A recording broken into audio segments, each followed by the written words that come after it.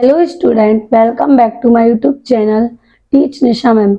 Today we learn what is a coordinating conjunction. आज का जो हमारा टॉपिक है वो है कोऑर्डिनेटिंग कंजक्शंस के बारे में कि कोऑर्डिनेटिंग कंजक्शंस क्या होता है, इसकी क्या डेफिनेशन होती है और इसको कैसे यूज किया जाता है। सबसे पहले मैं आप लोगों को बता दूं कि कंजक्शंस का एक टाइप है। क्या है? टाइप होते हैं कंजक्शंस के। 3 टाइप होते हैं। कितने टाइप होते हैं? 3 होते हैं। सबसे पहला कौन सा होता है? कोऑर्डिनेटिंग कंजक्शन, जिसको आज हम क्लियर करके आप लोग को समझाएंगे कि ये क्या है, इसको कहाँ यूज किया जाता है। सेकेंड होता है सबऑर्डिनेटिंग कंजक्शन और थर्ड होता है हमारा कोरिलेटिव कंजक्शन। ये 3 टाइप होते हैं किसके? कंजक्शंस के। और मैंने पिछली क्लास में आप लोगों को कंजक्शंस की डेफिनेशन, उसके क्या टाइप हैं, ये सारी चीजें बताई थी और एग्जांपल्स भी बताए थे कुछ बेसिक, कि आप लोगों को ताकि उसको समझ में आ जाए कि कंजक्शंस क्या होता है।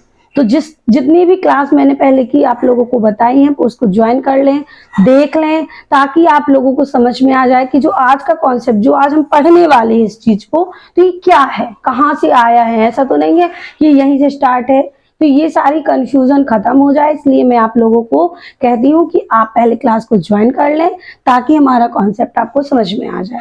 और मैं आज आप लोगों को बहुत ही मजेदार तरीके से पढ़ाने वाली हूँ, हंसा हंसा कर।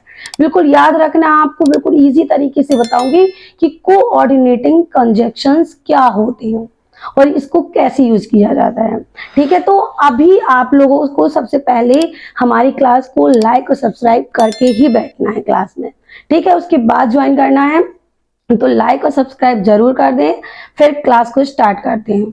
तो मैं आप लोगों को बता दूं कि कोऑर्डिनेटिंग कंजक्शंस क्या होते हैं। ये कोऑर्डिनेटिंग कंजक्शन जो होते हैं, इसको हम हिंदी में कहते हैं समायोजन संयोजक। क्या बोलते हैं? समायोजन संयोजक। अभी मैं आगे की जो क्लास होगी उसमें मैं बताऊंगी आपको सब कोऑर्डिनेटिंग कंजक्शंस और कोरिलेटिव कंजक्शन। अभी आज हमें किस चीज को पढ़ना है, बिल्कुल अच्छे तरीके से समझना है ताकि आपको कभी रटने की जरूरत ना पड़े। मैं चाहती हूँ आपको बिल्कुल इजी ट्रिक से, इजी एग्जांपल से समझाऊं, ताकि आप लोगों को ये इंग्लिश जो ग्रामर होती है बहुत ही अच्छी भाषा में समझ में, अच्छे तरीके से समझ में आ जाए। मैं आपको टफ नहीं कराना चाहती, कोई भी सिलेबस है आप लोगों को बिल्कुल टफ नहीं समझना है, मैं बिल्कुल इजी तरीके से ही समझाऊंगी। ओके, तो एग्जांपल देख लेते हैं। डेफिनेशंस क्या है? The conjunction which joins 2 items of equal rank is a called coordinating conjunction. Coordinating conjunction जो होता है वो एक ही स्तर के 2 आइटम को जोड़ने वाला संयोजक समायोजन संयोजक कहलाता है। एक ही स्तर का समझते हो? एक ही स्तर मतलब जिसका मीन्स एक ही निकले, यानी जो भी कोई भी सेंटेंस हो वो एक ही तरह की बातें कर रहे हो, तो समझ जाना है कि वो क्या है? कोऑर्डिनेटिंग कंजक्शन से। क्या है? Coordinating conjunction. और कब समझोगे? जब इक्वल रैंक की बात की जाए। मतलब इक्वल रैंक मतलब जब भी कोई बात की जाए तो वो क्या हो? बिल्कुल इक्वल सेंटेंस में हो, उसी के बारे में बात कर रहे हैं और उन्हीं सेंटेंस को जोड़ना है। ठीक है, मतलब बात बिल्कुल एक ही सी हो और एक से सेंटेंस हो, बस अपन लोगों को क्या करना है? उन सेंटेंस को जोड़ना है। किससे जोड़ना है? कोऑर्डिनेटिंग कंजक्शन द्वारा। ठीक है, तो मैं आप लोगों को इतना बता दिया मैंने कि क्या है कोऑर्डिनेटिंग कंजक्शन। जब इक्वल रैंक की बात करें तब हमारा क्या समझ जाना है आपको? Coordinating conjunction. अब मजे की बात ये है कि इसको याद कैसे करें। अब इसके जो बहुत सारे एग्जाम्पल इतने नहीं होते हैं, इसके बिल्कुल 7 वर्ड, आपको तो 7 शब्द ऐसे होते हैं जो 7 वर्ड, कि इसको याद कर लिया तो समझ लो सब चीज बनने लगी आप लोगों से। कोऑर्डिनेटिंग कंजक्शन को तो अच्छी तरीके से समझ में आ जाएगा। देखिए इसके एग्जाम्पल्स क्या होते हैं? फॉर, एंड, नॉर, वट, और, एट, सो। ये जो सारे एग्जाम्पल्स हैं वो किसके हैं? कोऑर्डिनेटिंग कंजक्शंस के। अभी मैंने जितने भी वर्ड ये सारे आप लोगों को बताए हैं वो कोऑर्डिनेटिंग कंजक्शंस है। अब ये जो कोऑर्डिनेटिंग कंजक्शन आपको ऐसे समझ में नहीं आएगा, तो मैं आप लोगों को बिल्कुल इजी ट्रिक से समझाती हूँ।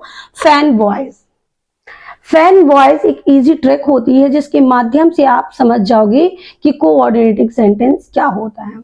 तो फैन वॉइस का जो मैंने एफ लिया है वो किससे लिया है? F4 का। फोर का मैंने एफ ले लिया, एंड का मैंने ए ले लिया, नॉर का एन ले लिया, बट का बी ले लिया, ओ का ओ ले लिया, और एट का हमने वाई ले लिया, और सो का हमने एस ले लिया। इससे मैंने क्या ट्रिक बना दी आपको, फैन वॉइस।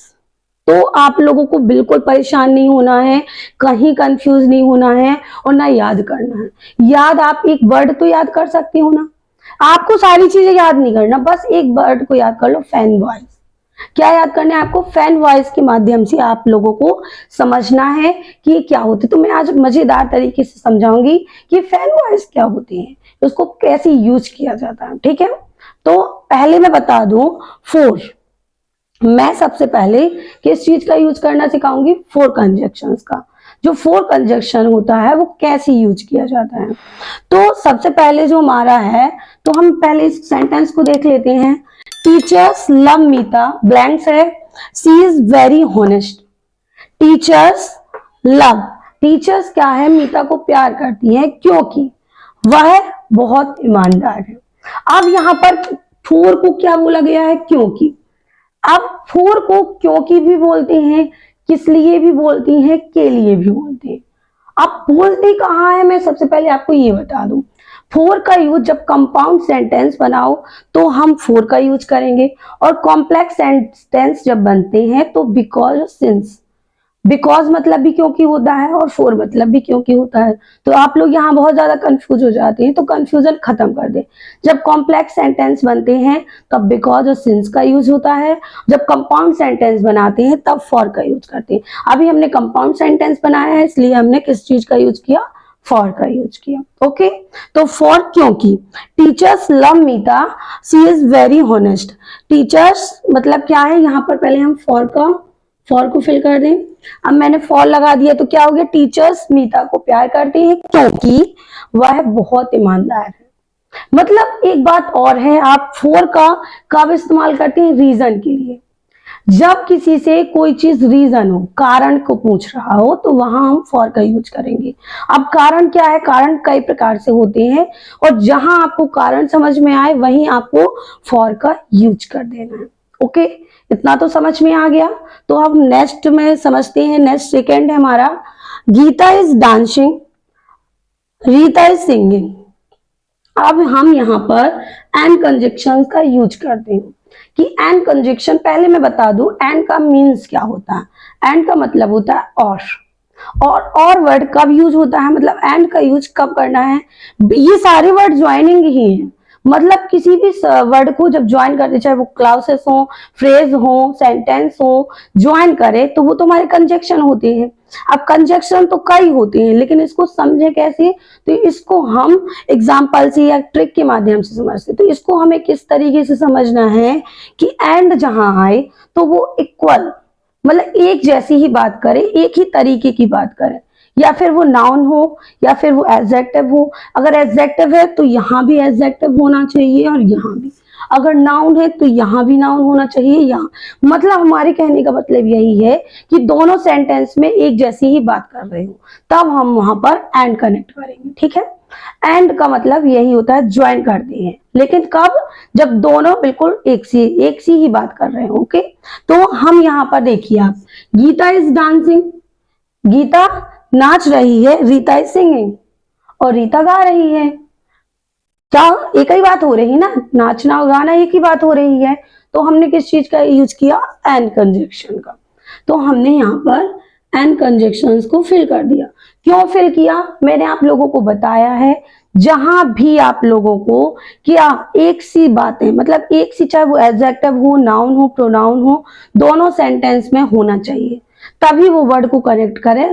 तो समझ जाना कि वहां पर कौन सा कंजक्शन यूज होगा, एंड कंजक्शन। ठीक है, तो क्या हो गया, गीता इज डांसिंग, गीता गा रही है, और Reeta is singing, Geeta is dancing, Geeta नाच रही है, और रीता क्या कर रही है, गाना गा रही है। गीता नाच रही है और रीता गाना गा रही है। ओके, अब आपको थर्ड से समझाएं। थर्ड एग्जाम्पल में हमें किस चीज को समझना है, नॉर। जो ये हमारा नॉर कंजक्शन होता है वो क्या होता है, वो हमें निगेटिव थॉट के बारे में बताता है। जहां कहीं भी आप लोगों को निगेटिव बातें हो रही हो तो वहां पर हम नॉर का यूज करेंगे। किस सेंटेंस का यूज करेंगे? Nor sentence. अब ये जो नॉर सेंटेंस होता है बड़ा कंफ्यूज करता है। आप लोग हमेशा याद रखना कि जहां नॉट की बात की जाए वहीं पर नॉर सेंटेंस यूज होगा। नॉर का मतलब होता है नहीं। ओके, बिल्कुल भी नहीं। तो यहां पर आप ही लोग देख लीजिए, सेंटेंस से हम समझते हैं कुछ। लता डज नॉट लाइक वेजिटेबल। लता को मतलब लता को सब्जी पसंद नहीं है। क्या? लता को सब्जी पसंद नहीं है। और डज सी लाइक मिल्क। अब आप लोग यही देखिए, मैंने यहां पर नॉट नहीं लगाया, हम यहां पर नॉर का यूज करेंगे। क्यों यूज करेंगे? दोनों सेंटेंस में नेगेटिव बात करी जा रही है ना, कि उसे पसंद नहीं है, नहीं आ रहा है ना वर्ड, तो हम वहां पर नॉर का यूज करेंगे। अब यहां पर भी वही बात की जा रही है और यहां पर भी वही बात की जा रही है, ठीक है। लेकिन तो हम यहां पर क्या करते हैं? डज नॉट नहीं, डज सी लाइक्स मिल्क। अब हमने क्या कर दिया? सेंटेंस को कनेक्ट कर दिया, जोड़ दिया, ठीक है। कैसे? किस चीज से जोड़ा? हमने नॉर कंजक्शंस को लगाकर जोड़ दिया। लता डज नॉट लाइक वेजिटेबल। लता को सब्जी पसंद नहीं है और ना उसको क्या? दूध पसंद है। दूध भी पसंद नहीं है और सब्जी भी पसंद नहीं है, यानी नहीं के बारे में बता रहे हैं। दोनों सेंटेंस नेगेटिव बन रहे हैं। तो वहां पर हम किस सेंटेंस का मतलब किस कंजक्शन का यूज करेंगे? नॉर कंजक्शन का। ओके, अब मैं आप लोगों को बट कंजक्शंस के बारे में क्लियर करूंगी कि बट का मीन्स क्या होता है। बट का मतलब होता है किंतु, परंतु, बल्कि, कुछ भी आप बोल सकते हैं। बट को एक बात और है, बट यूज कहाँ होगा? जब किसी के खिलाफ बात कर रहे हो या फिर किसी के विरुद्ध। जब कोई भी चीज किसी के खिलाफ हो रही हो तो वहां पर हम बट का यूज करेंगे। अब आप एग्जाम्पल से देख लेते हैं कि Rita is fat, Sita is thin. अब यहाँ पर आप लोग को ब्लैंक्स है, अभी इसमें हम किसको फिल करेंगे? बट का यूज करेंगे, ठीक है। बट को हमने कंजक्शन बट का यूज किया। Rita is fat, Sita is thin. Rita क्या है? मोटी है और सीता पतली है। तो दोनों के खिलाफ आपस में एक दूसरे की, मैं तो मोटी हूँ और वो पतली है, तो मतलब ऐसे ही कॉम्पिटिशन, मतलब कंपेयर हो रहा है ना, एक दूसरे से कंपेयरिंग कर रहे हैं कि वो ऐसी है और मैं ऐसी हूँ। मतलब एक किसी के विरुद्ध बात कर रहे हैं ना, कि ये मैं गोरी हूँ वो काली है। ऐसी सारी जो जहां आपको ऐसी बातें समझ में आए किसी के खिलाफ, तो हम वहां पर किस सेंटेंस का यूज करेंगे? बट। ओके, तो इतना तो क्लियर होगा। अब हम अगली सेंटेंस मतलब अगले कंजक्शन को देखते हैं, कोऑर्डिनेटिंग कंजक्शंस। और का मतलब होता है या ऐसा भी हो सकता है या वैसा भी हो सकता है। जब कहीं आपको सेंटेंस में ऐसे वर्ड आए कि ये भी हो सकता है, वो भी हो सकते हैं, ऐसा हो सकता था, वैसा हो सकता था, तो ये सारी चीजें हमारी और वहां पर किस कंजक्शंस का यूज करेंगे? और कंजक्शंस का। अब और कंजक्शन को कैसे? जैसे देखो एग्जांपल से, is the boy girl, blanks है, हम यहाँ पर किस चीज को फिल करेंगे? और कंजक्शंस को। इज द बॉय, या यह लड़का है या लड़की, या लड़का है या लड़की, तो यानी इसमें किस चीज के बारे में, मतलब चॉइसिंग। देखो आप इसमें एक बात और समझ सकते हो, ये जो वर्ड होते हैं और जहां सेंटेंस कंजक्शन का यूज होता है उसमें आप चॉइस भी कर सकते हो कि आप ये कर सकते हैं या वो कर सकते हैं, आपके पास चॉइस होती है। तो जहां आपको कोई भी सेंटेंस में चॉइस समझ में आए, यानी मैंने अभी इस सेंटेंस में क्या समझा कि ये लड़का है या लड़की है, मतलब मैं इस चीज को समझा रही हूं कि क्या है, ठीक है। तो आप लोगों को वो क्या चीज यूज करना है? और सेंटेंस और कंजक्शंस का। ओके, अब नेक्स्ट देख लेते हैं हम एट। जो एट कोऑर्डिनेटेड कंजक्शन है वो क्या है? ये क्या बताता है? एट मतलब क्या होता है? फिर भी, कभी भी, तब भी, अब भी। जहां ये सारे वर्ड आए, फिर भी, कभी भी, तब भी, अब भी, तो ये वर्ड होते हैं एट। एट इसका मीन्स होता है। ओके, तो अब एट का यूज कहाँ करते हैं? तो एट का यूज करते हैं हम किसी भी चीज को जब हमें बताना हो कि कहां पर है, कभी भी है, मतलब अभी रीजन को बताएं, ठीक है। देखो, he will ill, he was ill, he won the race. अब मैंने यहाँ पर ब्लैंक्स खाली रखा है, अब यहाँ पर हम किसको? एट का यूज करेंगे। एट हमने यूज किया, क्यों यूज किया? क्योंकि वह बीमार था। रीजन को भी बताया जा रहा है इसमें कि वह बीमार था, फिर भी वह रेस जीता। वह बीमार होने के बाद भी वह रेस जीता। तो जहां पर आप लोगों को मतलब इस वर्ड पर जोर भी दिया गया है कि वह देखो ऐसा था तब भी उसने ऐसा कर लिया, यानी तब भी, फिर भी, ऐसे जो वर्ड आते हैं आप लोग कंफ्यूज हो जाते हो, तो वहां पर आपको एट का यूज करना है। किस कंजक्शन का यूज करेंगे? एट कंजक्शन का। नेक्स्ट देख लेते हैं सो। सो का मीन्स होता है इसलिए। सो जो वर्ड होता है वो कब यूज होता है? जैसे कि जब कहीं भी कोई भी चीज अपन लोग को परेशान हो जाते हैं, हम लोगों ने कहा ये नहीं तो यही सही, ठीक है ना। जैसे कि द ऑफिस वाज, अब एग्जांपल देखना आप लोग, द ऑफिस वाज क्लोज्ड। अब हम किसको? सो को फिल कर देते हैं, ठीक है। सो ही रिटर्न होम। ऑफिस क्या था? बंद था, इसलिए मैं रिटर्न घर आ गया। मैं रिटर्न यानी वापस घर आ गया।